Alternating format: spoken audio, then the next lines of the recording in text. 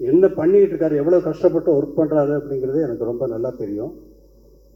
எவ்வளவு எவ்வளவு டைம் எடுத்தாலும் இது ஒரு ஒரு கற்பனையை உருவாக்குறதுங்கிறது. இப்போ நான் ஒரு பாட்டு போடுறேன்னா அந்த பாட்டு அதுக்கு முன்னாடி அங்கே இல்லை.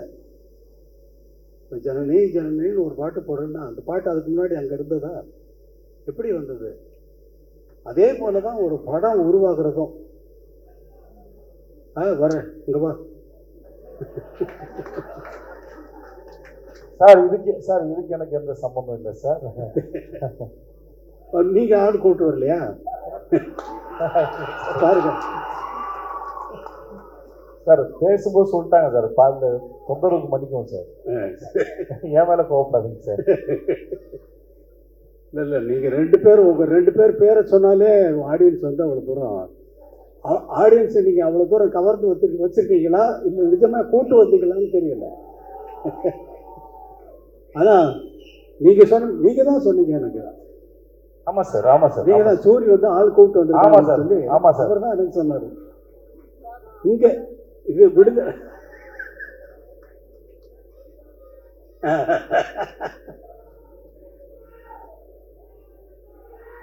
ரொம்ப சொன்னாரு. தினந்தனமோ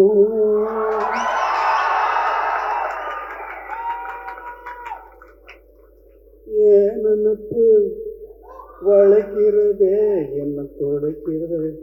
ஏண்டா இந்த உலகத்தில் வந்து பிறந்தவங்கன்னு தினமும் ஏன் நினைப்பு என்னையே வளைக்குது என்னையே துடைக்குதுன்னு நான் பாடுறேன். அவ்வளோதான். அதை வந்து தினமும் ஓன் நினைப்புன்னு கதாநாயகிக்கு போட்டாச்சு. அதை பாடுறதுக்கு சஞ்சய் சுப்பிரமணியம் அவர்களை வச்சு நான் பாட்டை எடுத்துனதுக்கு அப்புறமா வந்து வெற்றிமாறன் வந்து இல்லை சார் உங்கள் வாய்ஸ் வேணும்னாங்க. அப்புறம் அவருக்குன்னு ஒரு பாட்டு மனசில் ஒரு மாதிரியா இருக்கு அப்படின்னு சொல்லி பாட்டேன். மனசில் ஒரு மாதிரியா இருக்கு. அமைதியா சொல்லுங்க. மனசில் ஒரு மாதிரியாயிருக்கு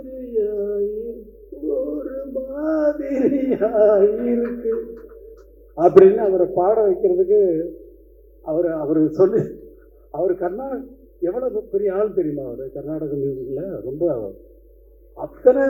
அத்தனை பெரிய வித்வான்கள்கிட்டையும் இருந்து அவங்க மாதிரியே பாடக்கூடியவர். அவங்ககிட்ட இருந்து என்னென்ன கற்றுக்கிட்டாருங்கிறத அவர் சொன்னார்னா நான் வந்து அவர் நாள் முழுக்க கேட்டுகிட்டே இருக்கலாம்.